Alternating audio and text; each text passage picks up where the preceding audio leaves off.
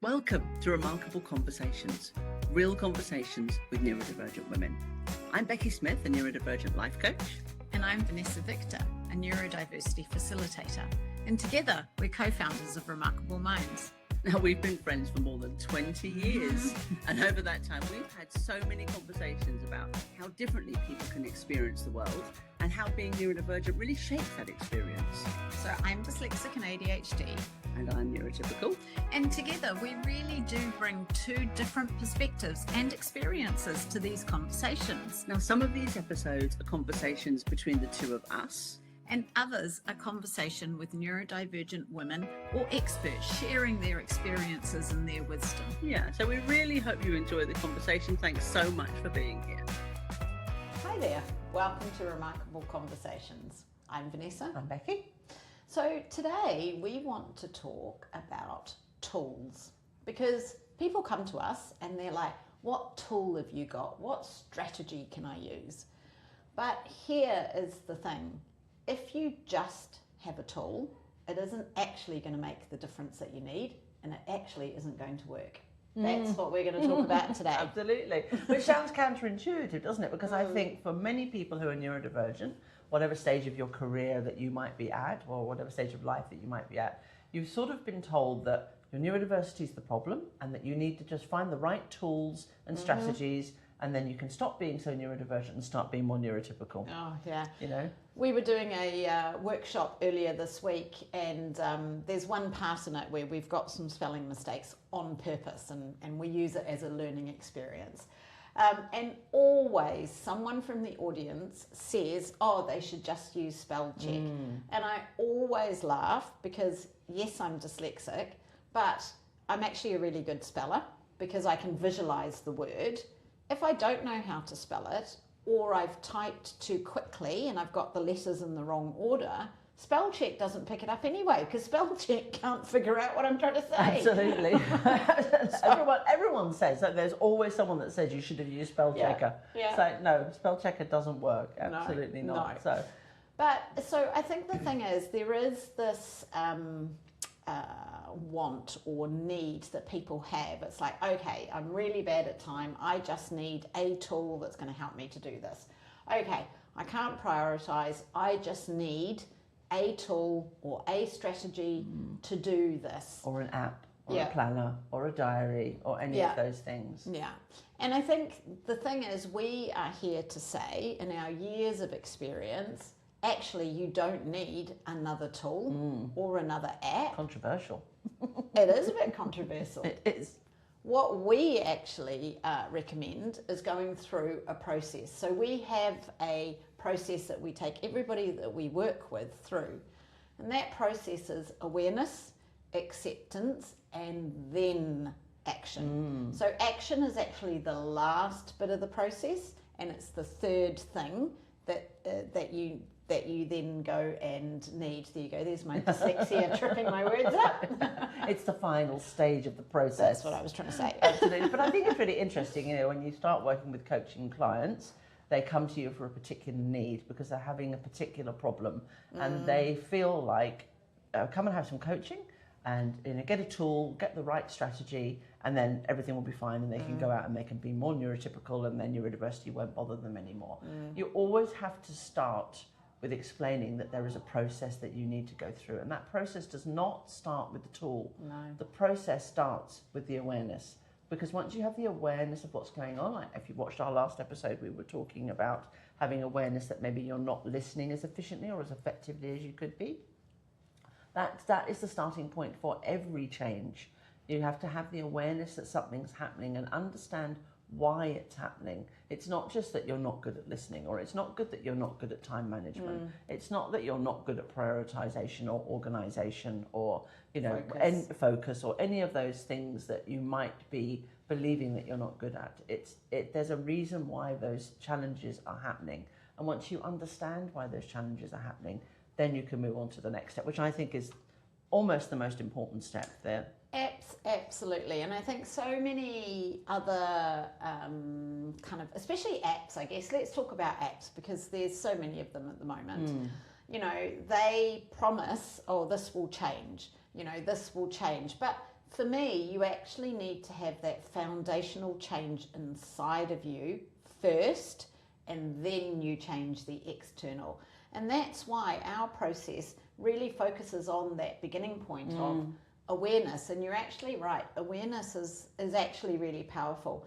With a client we worked with, after their first 1 hour coaching session, and the awareness that their brain was working so fast, and that's why it was causing problems in communication, was huge. And in the follow-up session, you know, this person said, oh my gosh, even knowing that and seeing it, I've actually been able to do something about it. So I think it's interesting, because when you jump straight to the action and when you focus on that tool, what tends to happen is it works for a short period, and then either it stops working or we stop using it. You forget to use it. We get bored, or many things can happen. And then it's like, oh, see, that didn't work. Everybody else said it was going to work and it didn't work for me, so there must be something wrong with me. You know, it becomes an internal thing. And it's like, I mean, we don't particularly like the phrase "you're broken," but it becomes something that you struggle with. It's like, oh, see, there's, it's a you problem. I've got a problem with it. Yeah, absolutely. But it isn't actually that at all. It's just you've skipped to the end of the process. Yeah, without doing the 2 steps before it. And I think actually that the awareness is a really great foundation. But I think once you've got that awareness, having the acceptance of what's happening, why it's happening, and knowing that it's not a you problem is foundational to being able to actually create change. Yeah. Because as long as you're in that space of, like you were just saying, it's a me problem, there's something wrong with me, I'm not doing it right, and that's the narrative that you're experiencing internally, it's incredibly difficult to actually find any success with tools. Now, there are tools and strategies that you can use, but if you jump straight to those tools and strategies, it's like you've been using a Windows computer all of your life and you know how to operate in a Windows computer, and then suddenly someone gives you a Mac laptop and they're like, just use that. Oh, well, how? I don't know how, you know? It's that difference in processing. A neurotypical brain and a neurodivergent brain process the world completely differently. And if you don't have the foundational understanding of what that actually looks like and what that means for you, then actually taking any action, creating change by using tools and strategies, it just doesn't work. And I really like that analogy of, you know, you're operating on Word and you know Excel and you know how to use Outlook Mail and all that type of stuff. You know, and then, as you've said, changing to a Mac, it's completely different. So they do the same thing, don't they? But it's a completely different way of doing it. And we know after the years that we've been doing this, after the work that I've done on myself, I agree with you, awareness is great. But then it gets to a point where awareness isn't enough. And then you really need that middle point, which is that acceptance. And really understanding why your brain is struggling with prioritization or time or focus, and then really accepting that it isn't anything that's a deficit or a problem to be fixed, it's just you've got a Mac operating system, then you can really start making some successful changes and using tools in a really long-lasting fundamental way, because we all want that end point. We all want the success. We all want the transformation. We all want that measurable output of something that's different. But actually, if you miss out steps 1 and 2, then it just doesn't stick, like you've said. It doesn't. Just doesn't last, it absolutely does it? doesn't. And I think we've worked with so many people who have tried tool after tool after tool after tool, and they just haven't worked. And the problem is that the tools are designed often for neurotypical brains, so they're not designed for your Mac operating system, they're designed for the Windows operating system. And so there's almost like a built-in failure point, right? They're not going to work for the way that your brain works, and they're just not set up in the way that your brain operates. Now, the problem is that for years you've probably been trying to use those systems and failing, and like Vanessa was talking about, that cycle of something's not working, you try a tool, it doesn't work for whatever reason that might be, so you stop using the tool, and then, oh, now I'm a failure, it didn't work for me. That's a built-in narrative that's really kind of cumulative internally, and starts to build into a story about your capability when things just don't work in the same way that they do for everybody else. Or you just don't try anymore, you know, you just stop trying. Yeah. But I think that the really important step here is that acceptance piece. And I know for you, you've talked before about once you accepted how you're neurodiversity, like you always talk about being the ideas person, right? Yeah. You accept that you're the ideas person, but you're not the person that's actually going to make those ideas come into reality. There needs to be some kind of partnership there. And I think that's sort of really important to have that understanding. So you have the awareness that that's going on, you accept that that's the case, you don't have a narrative that that's a bad thing, and then you can take action to actually you know, make things happen in a way that works for you, in a sort of a partnership way.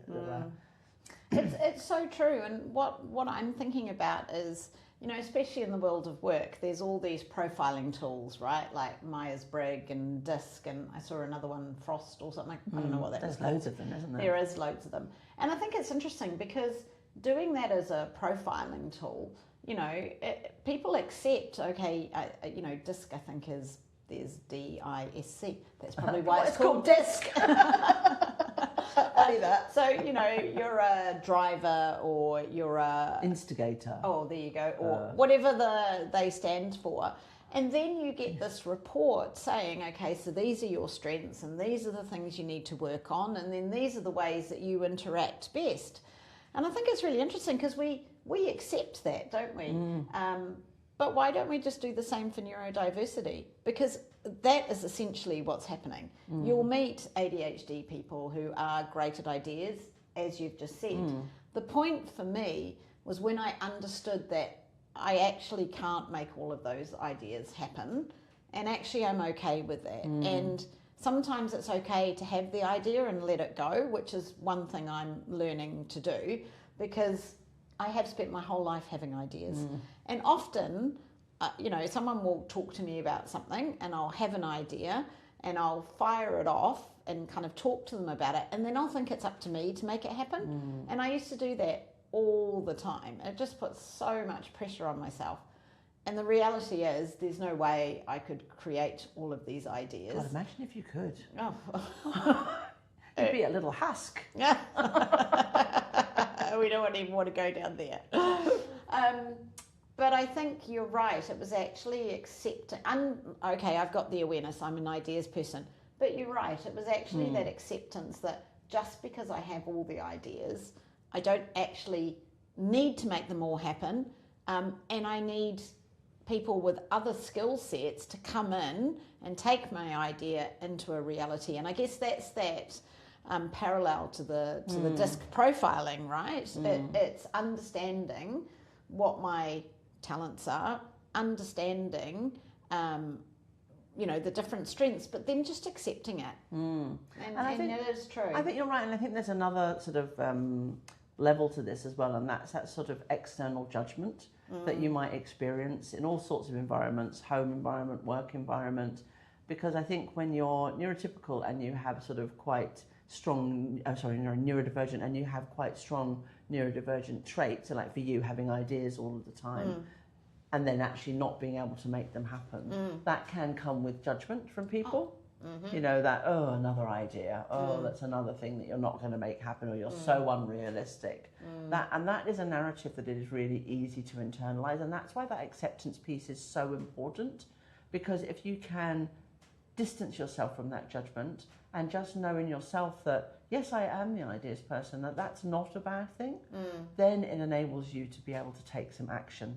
So I think as long as you're stuck in that place of worrying about what other people are thinking about you, being afraid of failing, being afraid of not getting it right, or not being able to make all of your ideas happen, or you know, perform at the level that you need to or want to. Exactly. Or making mistakes, you know, there's many ways that this shows up, you know, even something as simple as writing emails and being nervous about how long it takes you, or how many times you have to check it to make sure that you're confident to send it off. All of that is about external judgment.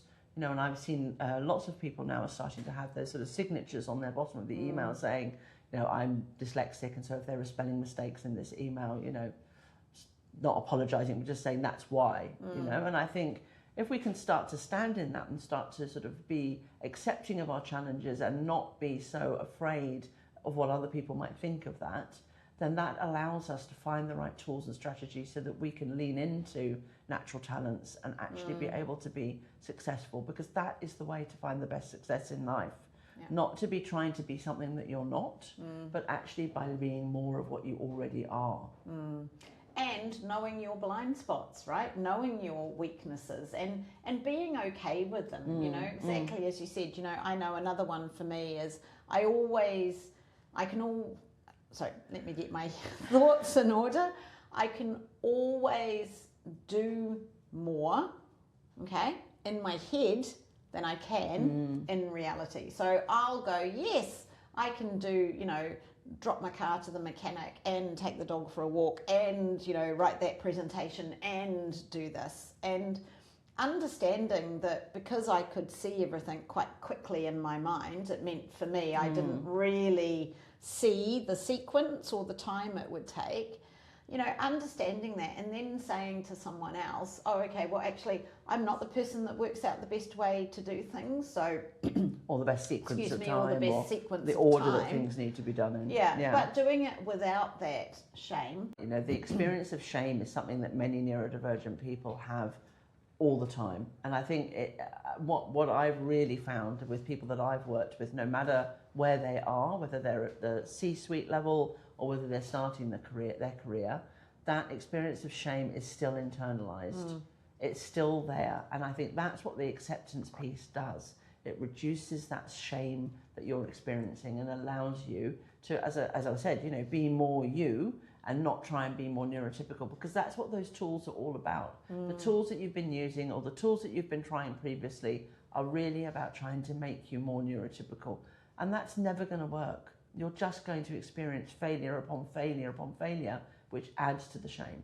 So what we want to do is remove the shame and actually find acceptance and find the right tools and strategies that will actually help you be able to lean into your talents. And they exist. They are there. Yeah. We have many amazing tools that you can use for all sorts of areas of your life, but we're not going to just give them to you outright. Yeah. Unfortunately, you know, that's just not the way that we work, because we know it doesn't work.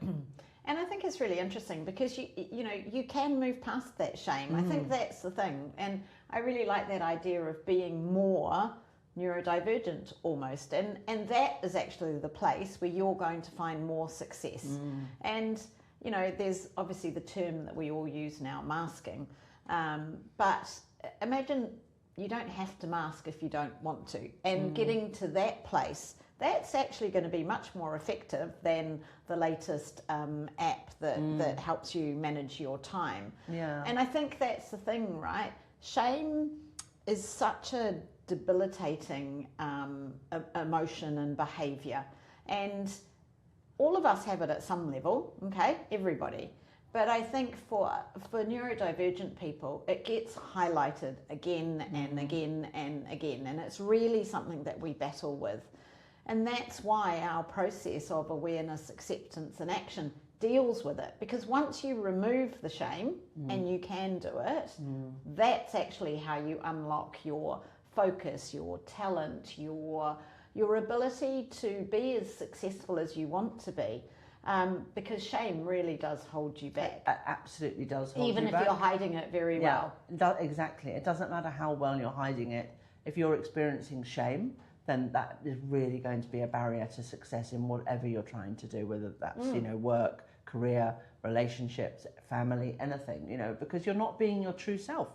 You're not actually being yourself. And I think, you know, in this modern world that we all live in now, and we were talking yesterday about the World Economic Forum, future of job skills, and all the skills that they need that are needed for the 2020, you know, jobs, the careers that are coming up, and pretty much all of them are natural neurodivergent talents, all of them.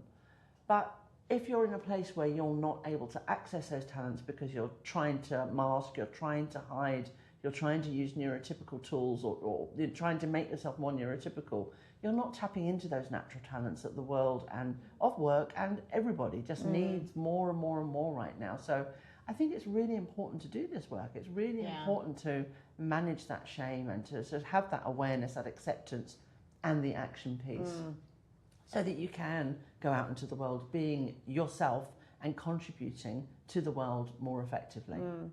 And you know, as we started this episode, it was talking about how we don't just give out tools, and tools aren't going to be the answer. And I think that's the thing. If you get those first 2 steps right, then the tools will be so much more successful. Because if they don't work, then you're just going to be like, okay, well, that one didn't work for me, I'll try something else, okay? You know, different tools work for different people. But I just think we hear that time and time again. We hear it in corporates, we hear it in our coaching clients. I just need a tool. What's the best tool? You know, another analogy is, you know, if I just gave you a hammer, but you didn't know what you were supposed to do with it, you know, you might go and, I don't know, bang it on a window or bang it on a nail or whatever. If you don't know what you need to do with it and how it works, it's never going to be successful, is it? No. And your brain is your tool, right? And so if you don't know how it works and you don't know what it's capable of, then just trying to fix it externally is never going to work. No. It was a very random analogy. That was quite a random analogy, but that's okay. You know, I started that one and thought, I don't really know what I'm talking about here. So there you go. We knew, we understood what you were talking about. Well, hopefully someone did somewhere. I would just say, you know, a public service announcement, don't go and hammer on a window. No, it won't go very well. Not a good idea. Much like trying to be more neurotypical when you're neurodivergent. It just won't go well. Oh dear, Anyway. Welcome to my ADHD brain. You see, it went off on a little tangent there. All good. But this is what acceptance looks like, okay? I just think it's funny. You know, I'm probably Vanessa of, you know, even 5 years ago, I would have been replaying that in my head. Oh my gosh, why did I say that? What are people going to think? They're going to think this, it's going to sound stupid. I would have had a whole lot of narrative around it. Now I just laugh and go, oh, well, there was my random little ADHD brain. And we enjoy it. And that's the difference, you know, when you get that process and you've been through it, that's the outcomes that you can get. You can really lean into your neurodivergent talents. Yeah. Wonderful, great conversation. Yeah, let's stop it before my brain goes off somewhere else. Who knows what other tools we'll be using for random activities. Anyway, it's been great. Thanks for being here, everyone, and we'll see you again next time. Take care. Bye. Bye.